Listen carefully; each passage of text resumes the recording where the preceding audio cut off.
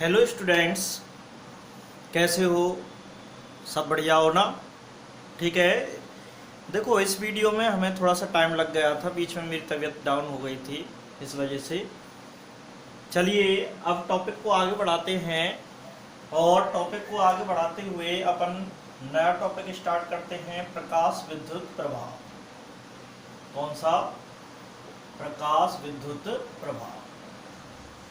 प्रकाश विद्युत प्रभाव किसे कहते हैं? प्रकाश के द्वारा विद्युत प्रभाव। प्रकाश के द्वारा विद्युत प्रभाव कहने का मतलब ये है कि अपन प्रकाश से क्या उत्पन्न करेंगे? विद्युत। प्रकाश से क्या उत्पन्न करेंगे? विद्युत उत्पन्न करेंगे भाई।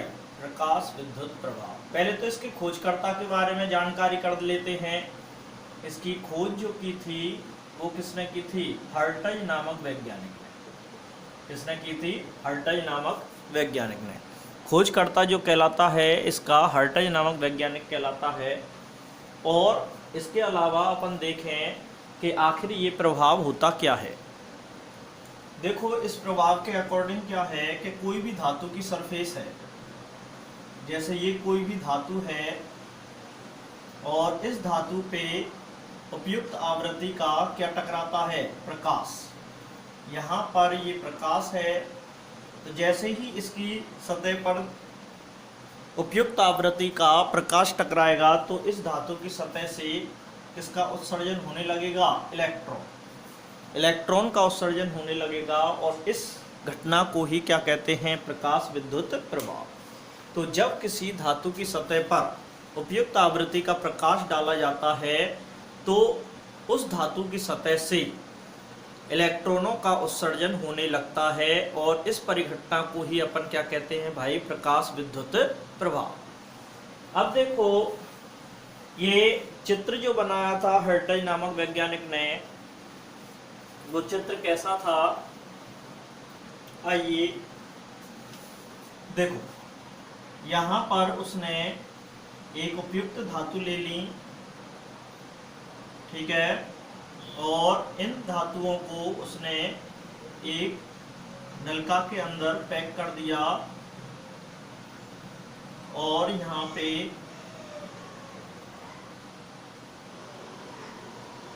गैल्वेनोमीटर लगा दिया, ठीक है। और इसमें ये तो क्या कहलाएगा तुम्हारा? एनोड, ठीक है। और ये क्या कहलाएगा तुम्हारा? कैथोड, ठीक है। क्योंकि छोटे टर्मिनल से जुड़ा हुआ जो इलेक्ट्रोड है वो तो क्या कहलाता है? कैथोड। और बड़े टर्मिनल से जुड़ा हुआ इलेक्ट्रोड है वो क्या कहलाता है? तुम्हारा एनोड, ठीक है। तो जैसे ही इस धातु की सतह से प्रकाश टकराएगा तो इसमें से किसका उत्सर्जन होने लगेगा? इलेक्ट्रॉन का। और ये इलेक्ट्रॉन किधर की ओर जाने लगेंगे? एनोड की तरफ, जिससे परिपथ में विद्युत धारा प्रवाहित होने लगेगी। और इस प्रभाव को ही अपन क्या कहते हैं? प्रकाश विद्युत प्रभाव। तो ये होता है प्रकाश विद्युत प्रभाव। अब देखते हैं इसके अभिलक्षण कौन कौन से हैं, आखिर क्या है इस प्रकाश विद्युत प्रभाव में।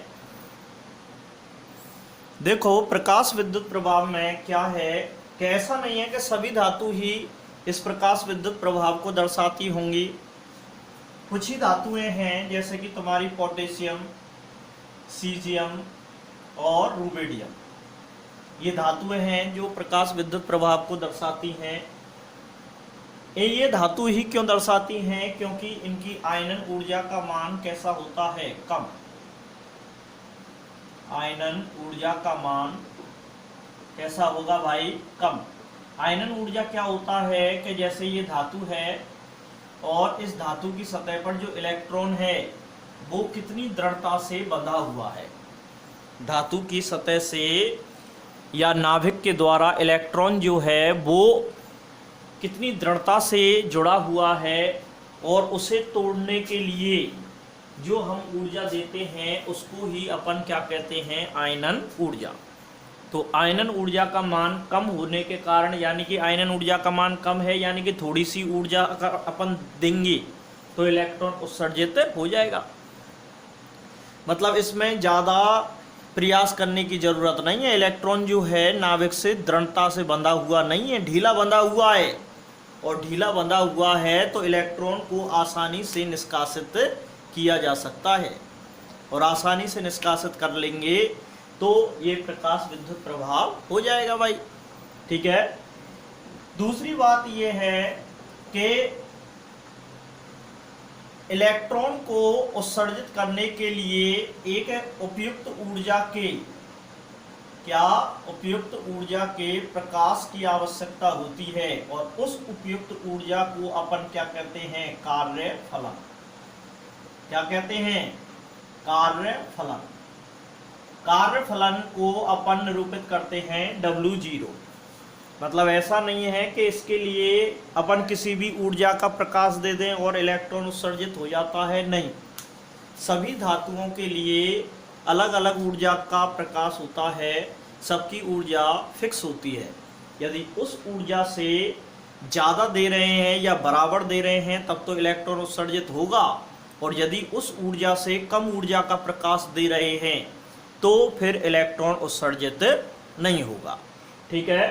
तो जितनी उपयुक्त ऊर्जा हमें आवश्यक होती है इलेक्ट्रॉन को उत्सर्जित करने के लिए, उस ऊर्जा को अपन क्या कह देते हैं? कार्यफलन। यदि ऊर्जा के रूप में ना बोलें, अपन आवृत्ति के रूप में बोलें, क्या बोलें? आवृत्ति के रूप में, तो उस आवृत्ति को अपन क्या कहेंगे? देहली आवृत्ति। क्या कहेंगे?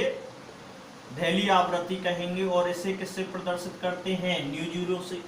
यानी कि वह निश्चित न्यूनतम आवृत्ति जो धातु की सतह से इलेक्ट्रॉन उत्सर्जित करने के लिए आवश्यक होती है, उसे अपन क्या कहते हैं? देहली आवृत्ति।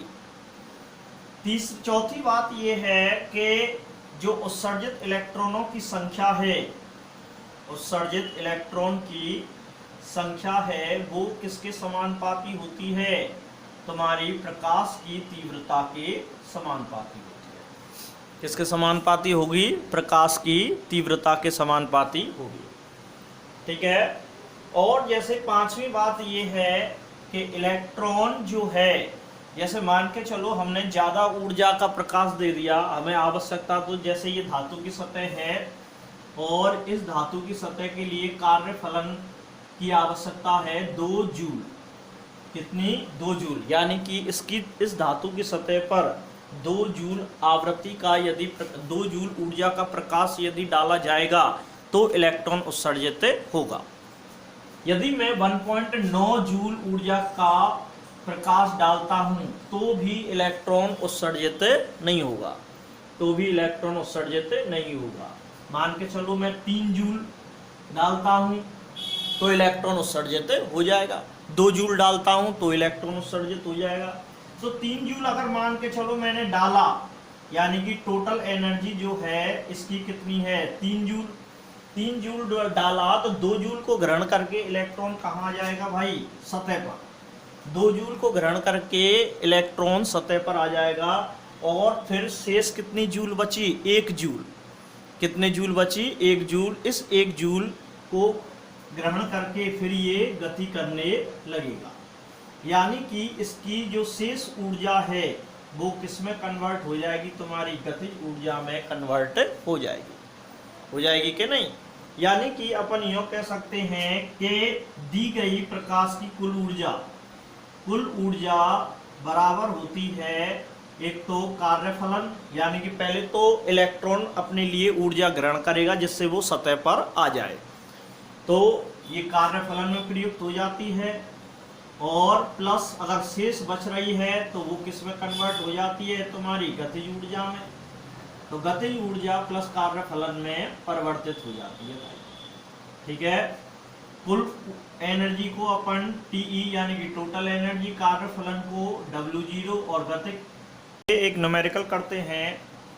जब 300 नैनोमीटर तरंगदैर्घ्य का विकिरण सोडियम धातु की सतह से टकराता है तो 1.68 गुणा 10⁵ जूल पर मोल गतिज ऊर्जा वाले इलेक्ट्रॉन उत्सर्जित होते हैं।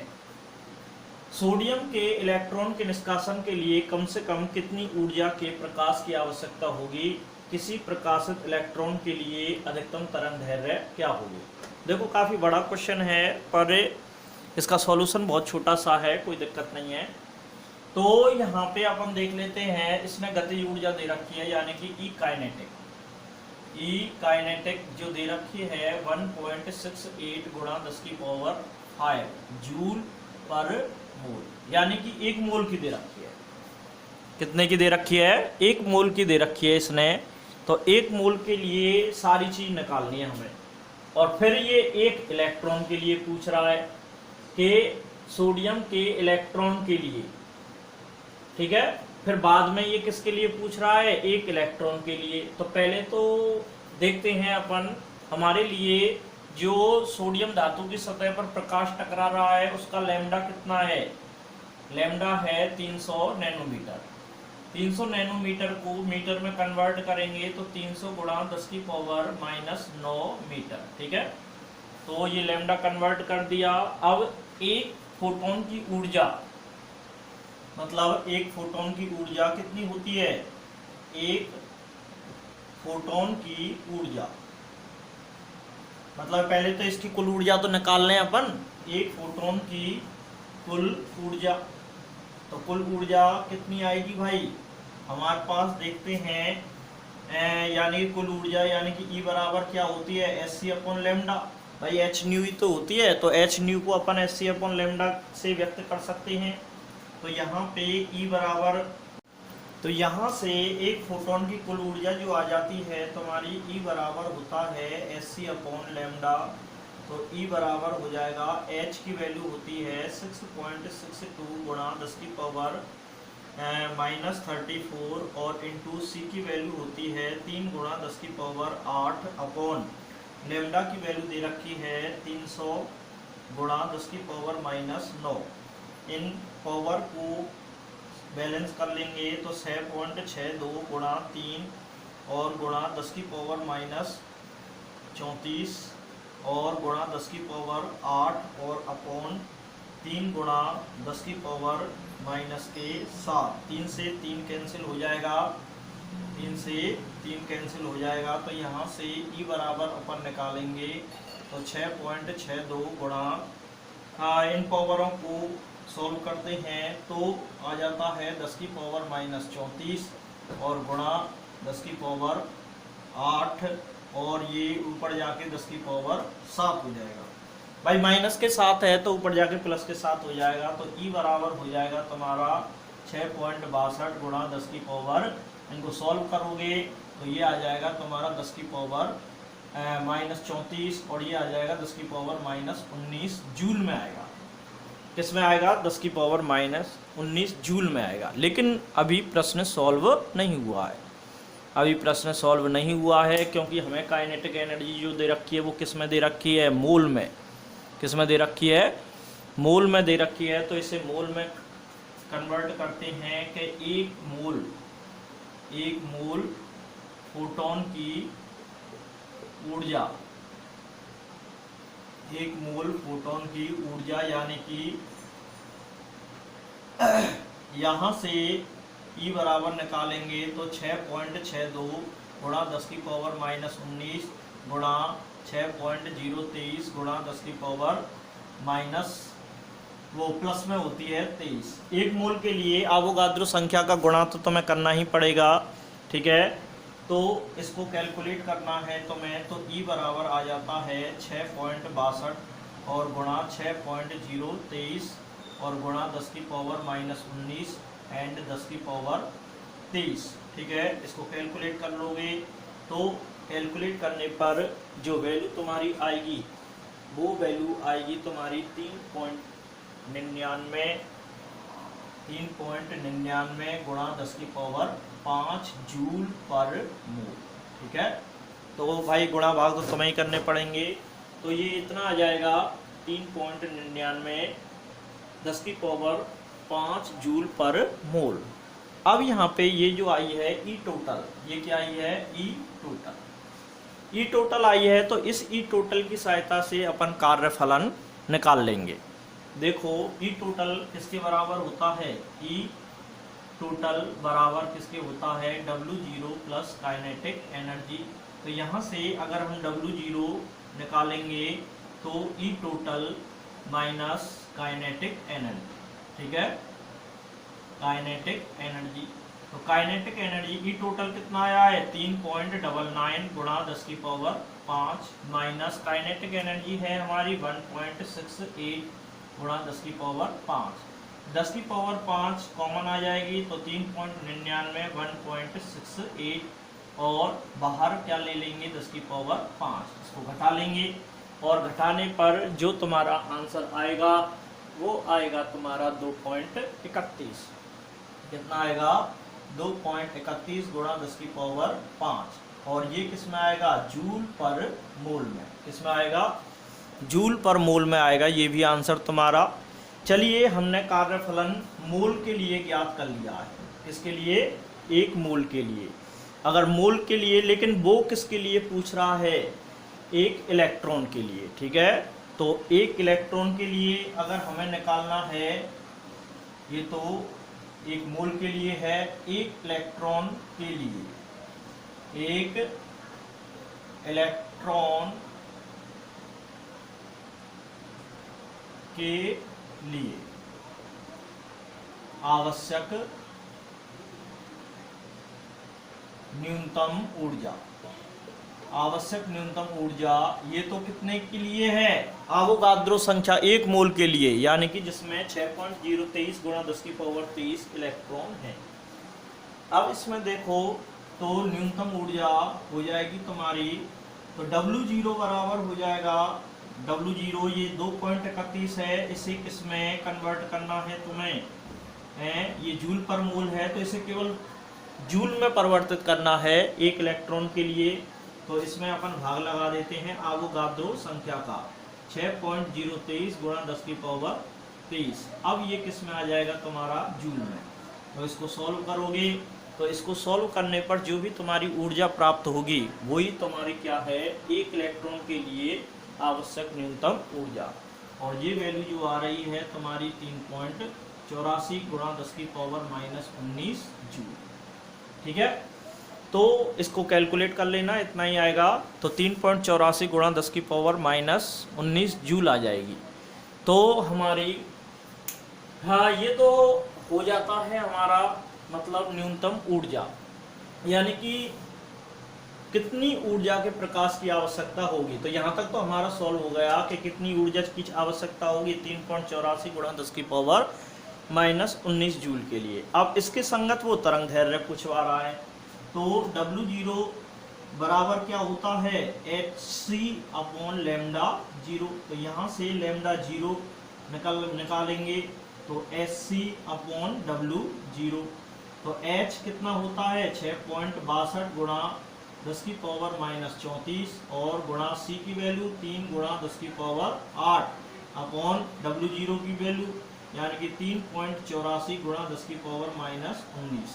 तो λ0 जो आ जाएगा तुम्हारा, यानी कि इससे संबंधित तरंग दैर्घ्य जो आ जाएगी तुम्हारी, ये आएगी तुम्हारी 517 गुणा 10 की पावर -9। कितनी, 517 गुणा 10 की पावर -9 मीटर में आएगी। तो इसे अपन λ0 यानी कि 517 नैनोमीटर भी कह सकते हैं। तो इस तरह से ये तरंग दैर्घ्य आ जाती है, ठीक है भाई। तो ये समझ में आ गया होगा भाई। गुणा भाग तो तुम्हें ही करने पड़ेंगे, गुणा भाग में मैं कुछ नहीं कर सकता भाई। और तुम मैथ के स्टूडेंट हो, इसमें अपन क्या कर सकते हैं, भाग लगाना सीखना, जोड़ना घटाना जो भी है ये तो तुम्हें करना पड़ेगा भाई, इसमें तो अपन कुछ नहीं कर सकते, ठीक है। तो इस तरह से ये वाला न्यूमेरिकल सॉल्व हो जाता है। चलिए इससे आगे दूसरा न्यूमेरिकल देखते हैं। देखो एक क्वेश्चन है कि किसी धातु की धैली आवृत्ति ν0 7.0, ये पॉइंट है यहाँ पे 7.0 गुणा 10 की पावर 14 सेकंड इनवर्स है। यदि ν बराबर 1.0 गुणा 10 की पावर 15 सेकंड इनवर्स आवृत्ति वाला विकिरण धातु की सतह से टकराता है तो उत्सर्जित इलेक्ट्रॉन की गतिज ऊर्जा ज्ञात करो। तो न्यू जीरो दे रखा है इसमें, देखो न्यू जीरो कितना दे रखा है 7.0 गुणा 10 की पावर 14 सेकेंड इनवर्स, और यहाँ पे न्यू दे रखा है कितना 1.0 गुणा 10 की पावर 15 सेकेंड इनवर्स। तो पहले तो इनकी घातों को बराबर कर लेते हैं, और घातों को बराबर करने के लिए मैं इस दशमलव को इधर की तरफ खिसका देता हूं, तो ये आ जाएगा 10 गुणा 10 की पावर 14 सेकेंड इनवर्स। ठीक है, तो आ जाएगा ये। चलिए अब इसके अलावा अपन देखते हैं, हमें पता है कि टोटल एनर्जी यानी कि ई टोटल किसके बराबर होती है तुम्हारी, ई टोटल बराबर होती है W0 और प्लस काइनेटिक एनर्जी। ठीक है, तो यहाँ से अगर काइनेटिक एनर्जी अपन निकालें तो बराबर हो जाती है ये W0 और ई टोटल के, और इसकी वैल्यू जो आती है किसके बराबर आती है H mu zero minus new के। अभी डेरिवेशन करी थी कि नहीं हमने, तो H की वैल्यू होती है 6.62 गुणा 10 की पावर माइनस 34, और न्यू जीरो कितना दे रखा है, न्यू जीरो है हमारा यानी कि 7.0 गुणा 10 की पावर 14, और माइनस न्यू बराबर दे रखा है 10 गुणा 10 की पावर 14। तो इसको अपन घटा लेंगे कि नहीं,